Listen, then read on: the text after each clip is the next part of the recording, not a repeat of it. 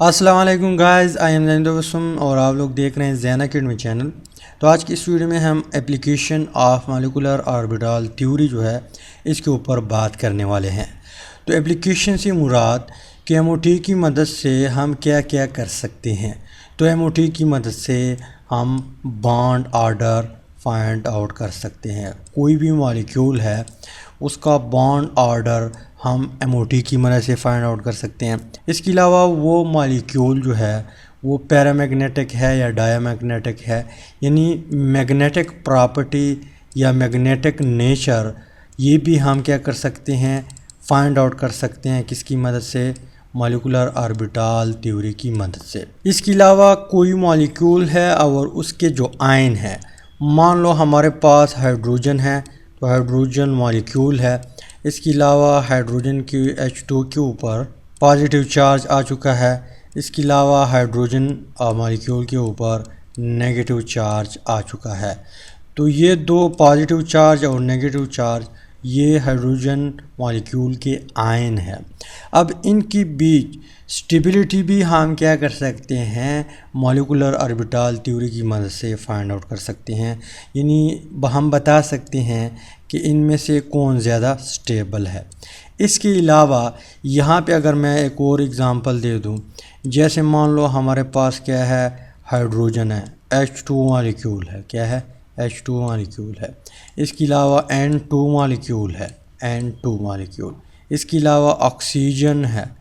इसके अलावा CN molecule है। तो यहाँ पे इनमें से किसका बॉन्ड लेंथ ज़्यादा होगा, किसका बॉन्ड लेंथ कम होगा, ये भी हम मॉलिक्यूलर ऑर्बिटल थ्योरी की मदद से फाइंड आउट कर सकते हैं।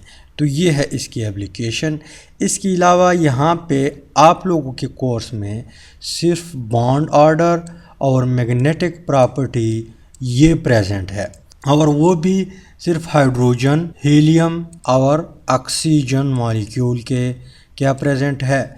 बॉन्ड ऑर्डर भी हम इन तीन चीज़ों का फाइंड आउट करेंगे।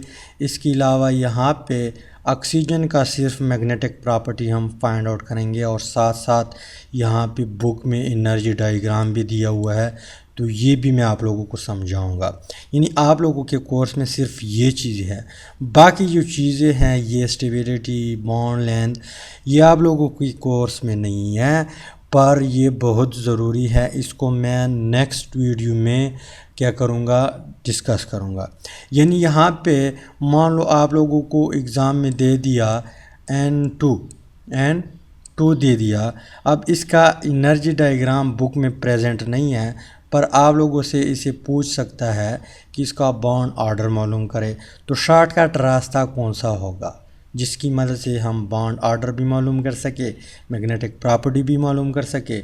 इसके अलावा अगर इसके आयन है उसके साथ अगर इसको हम कंपेयर करें तो कौन ज़्यादा स्टेबल है, जैसे यहाँ पे, वो भी हम शॉर्टकट तरीके से फाइंड आउट करेंगे। इसके अलावा यहाँ पे इस तरह 4 मॉलिक्यूल हमें दे सकता है, और यहाँ पे इसकी बॉन्ड ऑर्डर भी पूछ सकता है, या आप लोगों से इस तरह भी पूछ सकता है कि इनमें से बॉन्ड ऑर्डर किसका सेम है, यानी इसका और इसका सेम है, इसका और इसका सेम है, यानी बॉन्ड लेंथ भी पूछ सकता है। इसके अलावा मैग्नेटिक प्रॉपर्टी भी पूछ सकती हैं कि हाइड्रोजन डायमैग्नेटिक है, पैरामैग्नेटिक है, नाइट्रोजन डायमैग्नेटिक है, पैरामैग्नेटिक है। इसके अलावा oxygen diamagnetic para, CN diamagnetic para, या कार्बन मोनोऑक्साइड है डायमैग्नेटिक पैरा, या NO+ है ये डायमैग्नेटिक या पैरामैग्नेटिक। तो इस तरह क्वेश्चन आप लोगों से पूछ सकते हैं, और इनको हम शॉर्टकट रास्ते से जो है सीखेंगे। पर आप लोगों के कोर्स में सिर्फ ये है बॉन्ड ऑर्डर, मैग्नेटिक प्रॉपर्टी सिर्फ हाइड्रोजन, हीलियम का और ऑक्सीजन का, और मैग्नेटिक प्रॉपर्टी सिर्फ ऑक्सीजन का हम डिस्कस करेंगे। साथ साथ एनर्जी डायग्राम भी ड्रा करेंगे ताकि उनकी मदद से मैं आप लोगों को समझा सकूं। पर एक बात क्लियर करना चाहता हूं कि एनर्जी डायग्राम जो है काफ़ी मुश्किल है। यानी इसके लिए आप लोग एनर्जी डायग्राम कैसे ड्रा करेंगे, इसके लिए आप लोग कैसे ड्रा करेंगे, इसके लिए आप लोग कैसे ड्रा करेंगे, पर जो दिए हैं उसकी हम ड्रा करेंगे, और जो नहीं है उसको हम गोली मार देंगे। यानी शॉर्टकट रास्ता है जिसकी मदद से आप हर कुछ कर सकते हैं। तो अब हम आते हैं एनर्जी डायग्राम की तरफ और स्टार्ट करते हैं हाइड्रोजन मॉलिक्यूल से। तो यहाँ पे अगर आप लोग देख ले, हाइड्रोजन मॉलिक्यूल में 2 हाइड्रोजन एटम है। कितने? 2 हाइड्रोजन एटम है, यानी 2 H आपस में मिल चुके हैं, उसके बाद हमारे पास हाइड्रोजन मॉलिक्यूल बन चुका है। अब अगर एक हाइड्रोजन मॉलिक्यूल का मैं इलेक्ट्रॉनिक कॉन्फ़िगरेशन कर लूँ, तो हाइड्रोजन के पास एक इलेक्ट्रॉन होता है, इलेक्ट्रॉनिक कॉन्फ़िगरेशन कर लूँ तो 1s1 क्योंकि इसके पास एक ही इलेक्ट्रॉन है। अगर 2 इलेक्ट्रॉन होते तो दोनों यहाँ पे होते, वो 1s2। इसके अलावा दूसरा जो हाइड्रोजन है उसका भी यही केस है, 1s1। अब 1s और 1s आपस में कंबाइन होते हैं, रिज़ल्ट में न्यू ऑर्बिटल बनते हैं जिसको हम मॉलिक्यूलर ऑर्बिटल कहते हैं। तो यहाँ पे मैं एनर्जी डायग्राम ड्रा करता हूँ। एनर्जी डायग्राम का मतलब क्या होता है, पहले आप लोगों को मैं उसकी मतलब समझाता हूँ। जैसे यहाँ पे मैं एक लकीर खींचता हूँ और यहाँ पे मैं लिखता हूँ ई मीन्स एनर्जी, और लकीर का मतलब ये है कि यहाँ पे एनर्जी कम है, यहाँ पे एनर्जी कम है, 5 है, 10 जूल है, 11 जूल है, 15 जूल है, यहाँ से जाके 100 जूल तक या 0 से स्टार्ट होके 100 जूल तक यहाँ पे है। ये हम फ़र्ज़ी मानते हैं, इसका समझाता हूँ। यहाँ पे 0 जूल, यहाँ पे 100 जूल हम मान लेते हैं। अब यहाँ पे ये मॉलिक्यूल बीच बीच में क्या करेंगे, यहाँ पे ओवरलैपिंग होगा, न्यू ऑर्बिटल बनेंगे। न्यू ऑर्बिटल में फिर एक एंटी बॉन्डिंग ऑर्बिटल होगा, एक बॉन्डिंग ऑर्बिटल होगा, उसमें फिर इलेक्ट्रॉन जाएंगे, और सारी कहानी यहाँ पे बताता हूँ। अब यहाँ पे एक हाइड्रोजन है, वो मान लो यहाँ पे एनर्जी 50 है, फ़र्ज़ी लेता हूँ, ये फ़र्ज़ी लेता हूँ। यहाँ पे एनर्जी अगर हम आए तो एनर्जी क्या है, 50 है। कितनी है? 50। तो 1s यहाँ पे एक हाइड्रोजन का, ये हाइड्रोजन है, ये उसका ऑर्बिटल है, उसमें एक इलेक्ट्रॉन है। क्या है? एक इलेक्ट्रॉन। यहाँ पर भी सेम, यानी इस लाइन पे एनर्जी सेम है, मान लो 50 है तो 50 है। दूसरा हाइड्रोजन का भी यहाँ पर यही केस है, उसकी भी एनर्जी क्या है, सेम है। हाइड्रोजन 1s और इसमें भी एक इलेक्ट्रॉन है। अब ये आपस में कंबाइन होते हैं, मिक्स होते हैं, रिज़ल्ट में न्यू ऑर्बिटल बनते हैं जिसको हम मॉलिक्यूलर ऑर्बिटल बनेंगे। एक को हम शॉर्टकट कहते हैं BMO, money bonding molecular orbital, जिसको हम सिग्मा और पाई से सिर्फ रिप्रेजेंट करते हैं। एक है anti bonding molecular orbital, A means anti bonding molecular orbital, ये शॉर्टकट हम इसको रिप्रेजेंट करते हैं। तो इसकी कम्बिनेशन से यहाँ पे 2 ऑर्बिटल बनेंगे। क्यों 2 बनेंगे? क्योंकि हमने इसको पोस्टुलेट में क्लियर किया था कि जब वो एटॉमिक ऑर्बिटल, मतलब जितने एटॉमिक ऑर्बिटल आपस में कंबाइन होते हैं उतनी मॉलिक्यूलर ऑर्बिटल बनेंगे। तो यहाँ पे एक ऑर्बिटल बना जिसको हम नाम देते हैं सिग्मा 1s। अब यहाँ पे आप लोग देख लिए, इसकी एनर्जी इन दोनों से कम है। इसकी एनर्जी यहाँ पे अगर हम 50 जूल मान ले तो यहाँ पे 10 जूल होगा या 15 जूल होगा, राइट। तो इसकी एनर्जी इन दोनों से कम है। इसके अलावा एक और ऑर्बिटल भी बनेगा जिसको हम नाम देते हैं anti bonding molecular orbital, anti bonding molecular orbital, और ये क्या होगा, सिग्मा स्टार 1s, ये स्टार मान लो, राइट। तो सिग्मा स्टार 1s बना और सिग्मा 1s बना। अब इसकी एनर्जी अगर आप लोग देख ले, इसकी एनर्जी इससे और इससे कम है। मान लो यहाँ पे 50 है तो यहाँ पे 75 पे आ गई, यानी इसकी एनर्जी ज़्यादा है, इसकी एनर्जी कम है। अब यहाँ पे एटॉमिक ऑर्बिटल में 2 इलेक्ट्रॉन है और एक प्रिंसिपल था, अफवा प्रिंसिपल। उसके मुताबिक उसने कहा कि जिस ऑर्बिटल की एनर्जी सबसे कम है उसमें सबसे पहले इलेक्ट्रॉन जाएंगे। अब एक ऑर्बिटल में मैक्सिमम 2 इलेक्ट्रॉन आ सकते हैं। हुंड्स रूल के मुताबिक पहले सिंगल हम फील करते हैं, पर वो जब डीजेनरेट ऑर्बिटल हो जिसकी एनर्जी सेम हो। अब यहाँ पे इसकी एनर्जी सेम नहीं है, इसकी 15 जूल मान लो, इसकी 75 जूल है, तो डिफरेंस है, काफ़ी डिफरेंस है। तो इलेक्ट्रॉन का कोशिश ये होता है कि मैं वहाँ पे जाऊँ जहाँ पे एनर्जी कम है। तो एक इलेक्ट्रॉन यहाँ पे आया, ये वाला इलेक्ट्रॉन यहाँ पे आया, राइट। इसके अलावा ये इलेक्ट्रॉन ऊपर नहीं जाएगा क्योंकि यहाँ पे वैकेंसी खाली है, जगह है, और इलेक्ट्रॉन का कोशिश ये होता है कि मैं वहाँ जाऊँ जहाँ पे एनर्जी क्या हो, कम हो। तो दोनों इलेक्ट्रॉन सिग्मा 1s में आ गए, यानी दोनों हमारे पास क्या है, बॉन्डिंग मॉलिक्यूलर ऑर्बिटल में आ गए दोनों इलेक्ट्रॉन। अब बॉन्ड ऑर्डर आप इजीली फाइंड आउट कर सकते हैं। बॉन्ड ऑर्डर किस तरह था, bond order is equal to bonding molecular orbital minus anti bonding molecular orbital. यहाँ पे आप लोग देख लें, bond order is equal to था bonding molecular orbital minus anti bonding divided by 2, यानी यहाँ पे बॉन्डिंग ऑर्बिटल में जितने इलेक्ट्रॉन हैं वो उससे हम माइनस करेंगे एंटी बॉन्डिंग मॉलिक्यूलर ऑर्बिटल में जितने इलेक्ट्रॉन हैं वो हम क्या करेंगे, इससे माइनस करेंगे, फिर 2 से डिवाइड करेंगे, फिर हमारे पास जो वैल्यू आ जाएगी वो बॉन्ड ऑर्डर होगा। अब यहाँ पे बॉन्ड ऑर्डर चेक करते हैं। बॉन्डिंग मॉलिक्यूलर ऑर्बिटल में कितने इलेक्ट्रॉन हैं, 2 इलेक्ट्रॉन हैं, कितने हैं, 2। एंटी बॉन्डिंग मॉलिक्यूलर ऑर्बिटल में कितने इलेक्ट्रॉन है, खाली है, एक भी नहीं है, तो -0, तो -0 इट्स मीन्स कि वही 2 आएगा और डिवाइडेड बाय 2 तो इज इक्वल टू 1। तो हाइड्रोजन के बीच जो बॉन्ड ऑर्डर है वो हमारे पास क्या है, 1 है, क्या है, 1 आता है। ये एनर्जी डायग्राम है, यहाँ पे इसकी एनर्जी कम, इसकी एनर्जी ज़्यादा, इन दोनों की एनर्जी यहाँ पे इससे ज़्यादा और इससे कम है। ये एटॉमिक ऑर्बिटल है और ये मॉलिक्यूलर ऑर्बिटल है। इसके अलावा यहाँ पे इसको यानी बॉन्ड ऑर्डर को आप शॉर्टकट तरीके से भी फाइंड आउट कर सकते हैं। जैसे हाइड्रोजन मॉलिक्यूल में 2 इलेक्ट्रॉन है, हाइड्रोजन मॉलिक्यूल में कितने इलेक्ट्रॉन है, 2 इलेक्ट्रॉन है, तो सिग्मा 1s 2। इसके अलावा सिग्मा स्टार जो इलेक्ट्रॉनिक कन्फिग्रेशन मैंने आप लोगों को पोस्टुलेट में बताया था, सिग्मा स्टार 1s 0।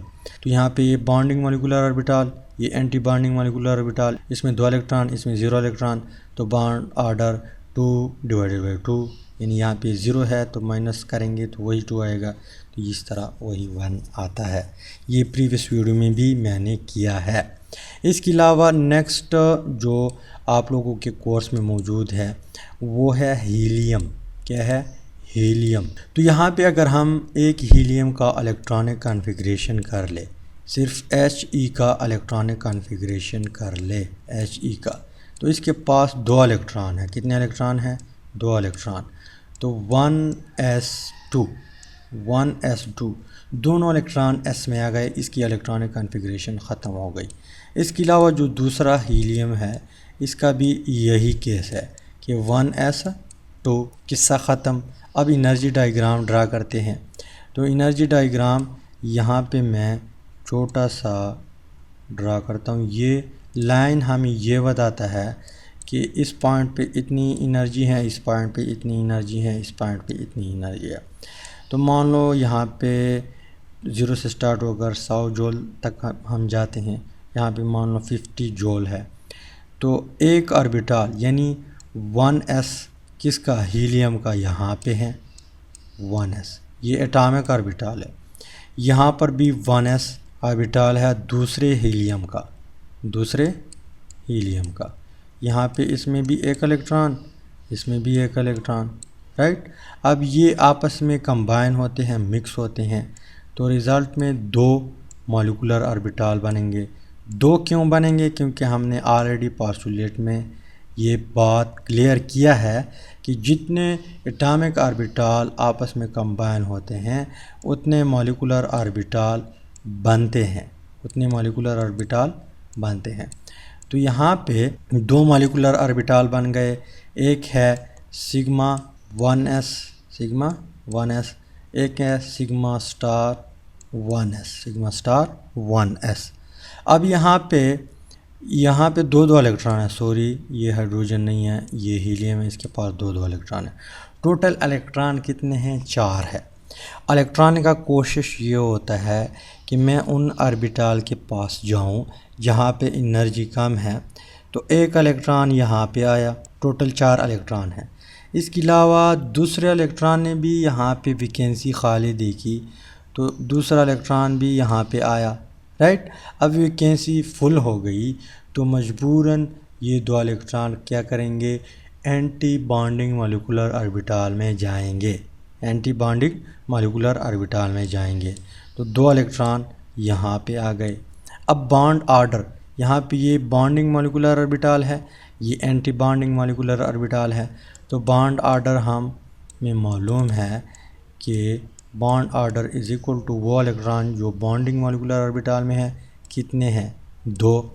वो इलेक्ट्रॉन जो एंटी बॉन्डिंग है वो क्या करेंगे? हम माइनस करेंगे बॉन्डिंग वाले से, और यहाँ पे डिवाइडेड बाई 2। तो यहाँ पे बॉन्ड ऑर्डर आता है 0 - 2 मीन्स कि 0। अब 0 का क्या मतलब? 0 का मतलब है कि हीलियम के बीच बॉन्ड बनता ही नहीं है, बॉन्ड यहाँ पे नहीं बनता। तो ये हीलियम का एनर्जी डायग्राम है, ये electronic configuration of helium atom का है, और यहाँ पे energy diagram of helium molecule का है। इसके बाद है ऑक्सीजन, जो कि यहाँ पे पैरामैग्नेटिक, डायमैग्नेटिक यानी मैग्नेटिक प्रॉपर्टी भी बताई हुई है। और यहाँ पे एनर्जी डायग्राम आप लोगों के कोर्स में सिर्फ 2s से स्टार्ट हुआ है। मैं यहाँ पे आप लोगों को क्लियर करता हूँ तो आप लोग की माइंड में बात की समझ आ जाएगी। यहाँ पे सबसे पहले हम क्या करते हैं? ऑक्सीजन उठाते हैं, ऑक्सीजन O2 मॉलिक्यूल। अब एक ऑक्सीजन का एटॉमिक नंबर कितना है? 8 है। कितना है? 8। इसकी इलेक्ट्रॉनिक कॉन्फ़िगरेशन हम करते हैं तो 1s2 2s2 2p4, p में कितने इलेक्ट्रॉन है? 4। अब यहाँ पे अगर मैं इसको देख लूँ तो कुछ इस तरह है कि ये हमारे पास 1s है, ये 2s है, ये 2p है। इसको हम x मानते हैं, ये y है, ये z है। यहाँ पे हुन्स रूल के मुताबिक एक इलेक्ट्रॉन फिल करे, एक इलेक्ट्रॉन, और यहाँ पे एक फिल कर दे। तो इसमें 4 इलेक्ट्रॉन, इसमें 2 इलेक्ट्रॉन, इसमें 2 इलेक्ट्रॉन। दूसरा ऑक्सीजन जो है इसका भी यही केस है। अब आप लोगों के कोर्स में यानी बुक में ये जो है रिमूव की है, ये क्या किया है? रिमूव की है, इसको इन्वॉल्व नहीं किया। लेकिन मैं यहाँ पे इसको भी इन्वॉल्व करता हूँ ताकि एनर्जी डायग्राम में इसकी भी आप लोगों को समझ आ सके। और बुक वालों ने क्यों रिमूव किया है ये भी वजह बताता हूँ, ये भी वजह बताता हूँ। तो यहाँ पे सबसे पहले हम क्या करते हैं? एनर्जी डायग्राम ड्रा करते हैं। इसका एनर्जी डायग्राम मैं थोड़ा लंबा खींचूँगा क्योंकि यहाँ पे इसमें 1sp है, 2sp है, इसके अलावा 2p भी है। सब की एनर्जी डायग्राम हम क्या करेंगे? देखेंगे। तो मान लो यहाँ पे एनर्जी सबसे कम, यहाँ पे एनर्जी इस पॉइंट पे एनर्जी सबसे कम है, इस पॉइंट पे एनर्जी सबसे क्या है? ज़्यादा है। तो ये एनर्जी डायग्राम है हमारे पास, यानी ये लाइन हमें एनर्जी के बारे में बताता है कि इस पॉइंट पे इतनी एनर्जी है, जूल में है या किसी और यूनिट में है। तो यहाँ पे सबसे पहले हम 1s उठाते हैं, यानी यहाँ पे अगर एक ऑक्सीजन का हम 1s उठाए और दूसरे ऑक्सीजन का 1s उठाए तो किस तरह एनर्जी डायग्राम में हम रिप्रेजेंट करेंगे। यहाँ पे मान लो 1s है, 1s एटॉमिक ऑर्बिटल है ऑक्सीजन का, इसमें 2 इलेक्ट्रॉन है, और ये 1s जो है दूसरे ऑक्सीजन का एटॉमिक ऑर्बिटल है। तो जिस तरह हाइड्रोजन का और हीलियम का बना था सेम टू सेम यहाँ पर ऑक्सीजन का भी बनेगा, पर ये आप लोगों के कोर्स में दिया नहीं है, दिया नहीं है। क्यों नहीं दिया? क्योंकि फिर काफ़ी लंबी हो जाती हैं, और रीज़न भी बताता हूँ लास्ट में। तो यहाँ पे एक सिग्मा 1s बना, एक सिग्मा स्टार 1s बना, क्योंकि 2 इलेक्ट्रॉन दो ऑर्बिटल आपस में मिक्स कंबाइन हो गए, तो न्यू ऑर्बिटल कितने बनेंगे? 2। तो सिग्मा स्टार 1s। अब यहाँ पे 4 इलेक्ट्रॉन है। कितने इलेक्ट्रॉन हैं? 4 इलेक्ट्रॉन है। तो 2 यहाँ पे डाल दो, 2 यहाँ पे डाल दो। अब 1s की एनर्जी अगर आप लोगों को याद हो 2s की एनर्जी से कम होती हैं, इसी वजह से यहाँ पे इसकी एनर्जी 10 जूल होगी, या फ़र्ज़ मान लेता हूँ 10 जूल है। यहाँ पे 20 पे फिर 2s है, इसके बाद क्या स्टार्ट होता है? 2s। तो 2s का भी एनर्जी डायग्राम में रोल है और वो आप लोगों के कोर्स में भी मौजूद है। तो यहाँ पे 2s है, इसकी एनर्जी 1s से ज़्यादा है, इसी वजह से इस पॉइंट पे आ चुका है। मान लो यहाँ पे एनर्जी 20 जूल है, वहाँ पे हमने 10 जूल माना है, फ़र्ज़ ही लेता हूँ यहाँ पे 20 जूल मान ले। तो यहाँ पे 2s एक ऑक्सीजन का, इसमें 2 इलेक्ट्रॉन है, राइट। यहाँ पे 2s दूसरे ऑक्सीजन का। अब ये भी एटॉमिक ऑर्बिटल है, ये आपस में कंबाइन हो के मॉलिक्यूलर ऑर्बिटल देंगे। कितने देंगे? 2। तादाद में कितने होंगे? 2 होंगे। एक एंटी बॉन्डिंग मॉलिक्यूलर ऑर्बिटल होगा, एक बॉन्डिंग मॉलिक्यूलर ऑर्बिटल होगा। जो सिग्मा होता है वो बॉन्डिंग मॉलिक्यूलर ऑर्बिटल होता है, या पाई जो होता है वो भी बॉन्डिंग मॉलिक्यूलर ऑर्बिटल होता है। जिसके साथ स्टार लग जाए, जिसके साथ स्टार लग जाए वो फिर एंटी बॉन्डिंग होता है। अब ये 1s नहीं है, 2s है। ये भी 2s एटॉमिक ऑर्बिटल और 2s एटॉमिक ऑर्बिटल आपस में मिलके 2s।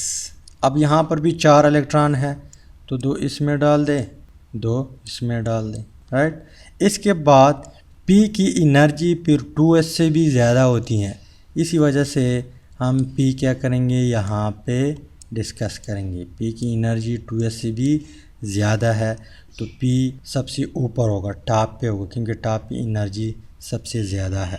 अब यहाँ पे हमारे पास ये मान लो, या इस तरह करते हैं कि ये है 2p एक ऑक्सीजन का, ये है x मान लो, y मान लो, z मान लो। दूसरा p जो है दूसरे ऑक्सीजन का, उसकी भी एनर्जी और इसकी एनर्जी क्या है? सेम होगी, पर 2s से और 1s से ज़्यादा होगी।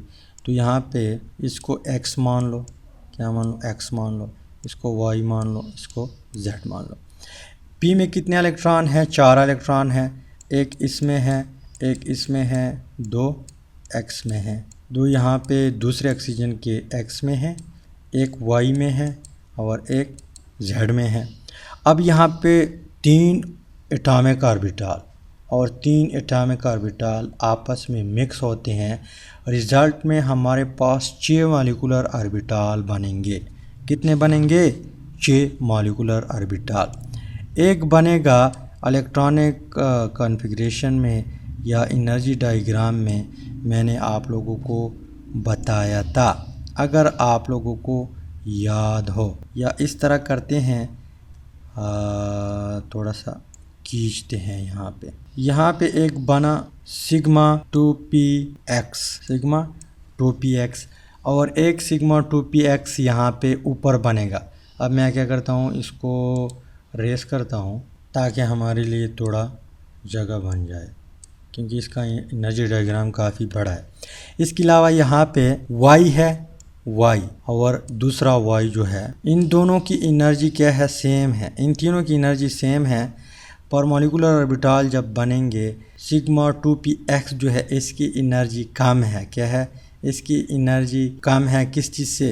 इन दोनों से, z वाले से। और तो यहाँ पे 2 ऑर्बिटल बनेंगे और दोनों की यानी 2 मॉलिक्यूलर ऑर्बिटल बनेंगे और दोनों की एनर्जी क्या होगी? सेम होगी।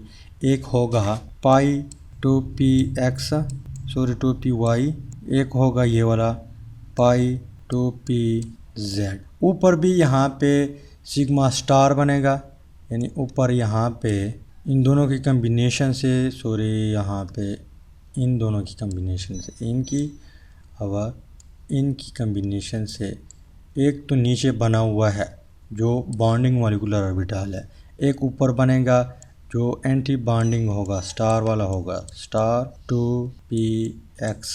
2 इनके रिज़ल्ट में बनेंगे, यानी इनके और इनके रिज़ल्ट में भी 2 बनेंगे और इन दोनों की एनर्जी सेम होगी, इससे कम होगी और आपस में इनकी एनर्जी क्या होगी?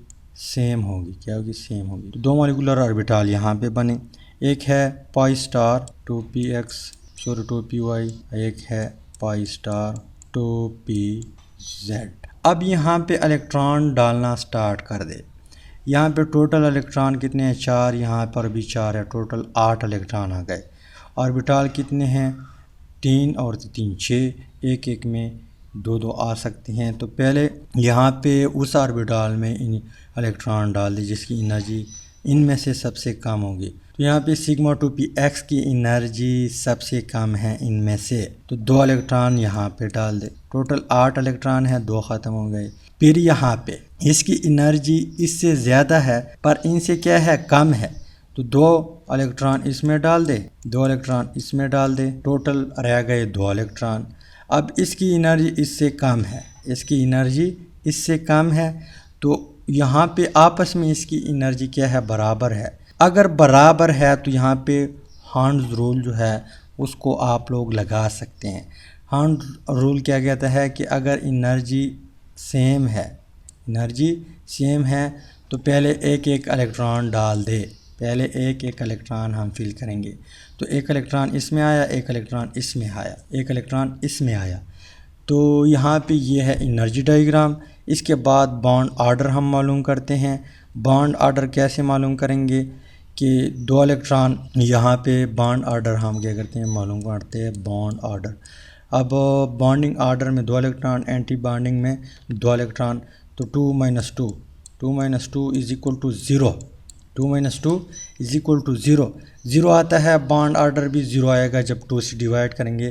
तो इसी वजह से बुक वालों ने आपके कोर्स में इसका जिक्र नहीं किया। इसके अलावा अगर इसमें देख ले तो सिग्मा 2s और सिग्मा स्टार 2s, इसकी अगर हम यहाँ पे बॉन्ड ऑर्डर चेक करें, यहाँ पे बॉन्ड ऑर्डर 2 यहाँ पे है, -2 डिवाइडेड बाई, तो यहाँ पर भी 0 आता है, 0 आता है। इट मीन्स कि इसको भी आप लोग इग्नोर कर सकते हैं, पर बुक वालों ने यहाँ पे इसकी बात की है। और इसकी बात इसलिए नहीं की क्योंकि इसकी कैलकुलेशन से बॉन्ड ऑर्डर 0 आता है। क्या आता है, बॉन्ड ऑर्डर 0 आता है, और इसकी कैलकुलेशन से भी बॉन्ड ऑर्डर 0 आता है। पर बुक ने यहाँ पे इसकी बात की है, इसकी बात नीचे 1s की बात नहीं की। इसके अलावा यहाँ पे तो ये कहानी है। यहाँ पे हम चेक करते हैं, ये बॉन्डिंग मॉलिक्यूलर ऑर्बिटल है, ये भी बॉन्डिंग मॉलिक्यूलर ऑर्बिटल है, ये भी बॉन्डिंग मॉलिक्यूलर ऑर्बिटल है। टोटल कितने हो गए, 6। तो P के लिए अगर हम बॉन्ड ऑर्डर मालूम करें तो 6 - 2 is equal to divided by 2, no ये आता है 4/2, 4/2। फाइनल आंसर आता है 2, फाइनल आंसर आता है 2। तो इट मीन्स कि ऑक्सीजन की बीच क्या है, बॉन्ड ऑर्डर कितना है, 2 है। बॉन्ड ऑर्डर 2 का मतलब क्या है कि ऑक्सीजन और ऑक्सीजन के बीच यहाँ पे देख ले 2 बॉन्ड मौजूद है। अगर इसको आप लोग ऐड कर दे तो यहाँ पर फिर भी क्या आएगा, बॉन्ड ऑर्डर 2 आएगा। किस तरह, यहाँ पे आप लोग देख ले, बॉन्डिंग मॉलिक्यूलर ऑर्बिटल में 6 इलेक्ट्रॉन है, यहाँ पे 6 इलेक्ट्रॉन, यहाँ पे 2 ये हो गए तो 8 हो गए, यहाँ पे 2 ये हो गए तो 10 हो गए। तो सबका हम क्या करते हैं, बॉन्ड ऑर्डर मालूम करते हैं, is equal to 10। Anti bond कितने हैं, 2। इसके अलावा यहाँ पे 2 ये 4 और 2 ये 6, तो 10 से 6 माइनस कर दो, आंसर आता है 4/2। Bond order is equal to 4/2 और 4/2 इज इक्वल टू 2। तो बॉन्ड ऑर्डर फिर भी 2 आया, बॉन्ड ऑर्डर फिर भी 2 आया, बॉन्ड ऑर्डर कितना है, 2 आया। तो कुल मिला के यानी कुल अगर आपस में जमा कर दे फिर भी 2 आता है, अगर एक एक को जमा कर दे फिर भी 2 आता है। तो इसी वजह से हम क्या करेंगे, जब इस तरह मॉलिक्यूल आगे आ जाए जो बड़ा हो, उसको हम क्या करेंगे, ये चीज़ें क्या करेंगे, इग्नोर करेंगे, क्योंकि इसकी जो बॉन्ड ऑर्डर आता है वो 0 आता है अगर दोनों फुल हो, बॉन्डिंग और anti bonding molecular orbital, right. इसके अलावा यहाँ पे जो मैग्नेटिक प्रॉपर्टी है वो किस चीज़ के ऊपर डिपेंड करती हैं। यहाँ पे इसमें देख ले एक एक इलेक्ट्रॉन है, तो इलेक्ट्रॉनिक कॉन्फ़िगरेशन से या एनर्जी डायग्राम से अगर उसमें अनपेयर्ड इलेक्ट्रॉन है, जैसे यहाँ पे सिंगल, इसको हम अनपेयर्ड कहते हैं, जो जब दो हो तो उसको हम पेयर्ड इलेक्ट्रॉन कहते हैं। तो अनपेयर्ड इलेक्ट्रॉन यहाँ पे प्रेजेंट है, इसकी वजह से यहाँ पे जो ऑक्सीजन है, ऑक्सीजन O2, वो पैरामैग्नेटिक है। पैरामैग्नेटिक मींस कि ये मैग्नेट जो है अपनी तरफ खींच लेता है। किसकी वजह से? यहाँ पे जो इलेक्ट्रॉन है अनपेयर्ड इलेक्ट्रॉन, इसकी वजह से ये मैग्नेट क्या करता है, अपनी तरफ खींच लेता है। अब क्यों खींच लेता है, रीज़न क्या है? रीज़न कुछ इस तरह है कि इनकी अगर आप लोग देख ले, दोनों का स्पिन एक साइड पे है, एक साइड पे है, एंटी क्लॉकवाइज है या क्लॉकवाइज भी हो सकता है। और इसमें देख ले, एक का एंटी क्लॉकवाइज, एक का क्लॉकवाइज, तो यहाँ पे स्पिन आपस में कैंसिल होता है, यहाँ पे स्पिन आपस में कैंसिल नहीं होता। इसी वजह से यहाँ पे मैग्नेटिक फील्ड क्रिएट होता है, जिसकी वजह से ये क्या होता है, मैग्नेट जो है ये अपनी तरफ खींच लेता है। ये हमारे पास क्या है, पैरामैग्नेटिक है। और ऐसा मॉलिक्यूल जिसमें अनपेयर्ड इलेक्ट्रॉन नहीं हो, जैसे हाइड्रोजन के केस में आप लोगों ने देख लिया या हीलियम के केस में आप लोगों ने देख लिया, वो फिर डायामैग्नेटिक होगा, जिसमें अनपेयर्ड इलेक्ट्रॉन नहीं। वो मॉलिक्यूलर ऑर्बिटल थ्योरी का जो थर्ड वन पार्ट है, उसमें हम डिटेल से इन चीज़ को डिस्कस करेंगे कि क्यों जो है पैरामैग्नेटिक है और क्यों डायामैग्नेटिक है। यहाँ पर भी बताता हूँ, जिसमें अनपेयर्ड इलेक्ट्रॉन हो, यानी इलेक्ट्रॉनिक कॉन्फ़िगरेशन आपने किया या एनर्जी डायग्राम से आपने फाइंड आउट किया, वो आपने देख लिया कि इसमें अनपेयर्ड इलेक्ट्रॉन इस तरह मौजूद है, फिर वो मॉलिक्यूल क्या होगा, पैरामैग्नेटिक होगा। जिसमें अनपेयर्ड इलेक्ट्रॉन ना हो, वो फिर क्या होगा, डायामैग्नेटिक होगा। अब मान लो यहाँ पे एनर्जी डायग्राम आप लोगों ने सीख लिया, या कब तक यहाँ पे कहाँ तक आप लोग जा सकते हैं मैग्नेटिक डायग्राम की मदद से। जैसे यहाँ पे Cn है, ये एक मॉलिक्यूल है, या NO+ है, ये भी एक मॉलिक्यूल है, आयन है। पर इसका एनर्जी डायग्राम कैसे हम ड्रा करेंगे, ये तो कहानी फिर मुश्किल हो जाएगी। तो इसी वजह से हम शॉर्टकट तरीका इख्तियार करेंगे नेक्स्ट वीडियो में, और वहाँ पे सारी चीज़ें मैं इंशाल्लाह आप लोगों को क्लियरली बताऊंगा। तो उम्मीद करता हूँ एनर्जी डायग्राम आप लोगों को समझ आया होगा, और कोर्स में जो कुछ मौजूद है उसकी भी समझ आई होगी। अगर समझ आई है तो वीडियो को लाइक करें, शेयर करें, चैनल को सब्सक्राइब करें। Finally thanks for watching.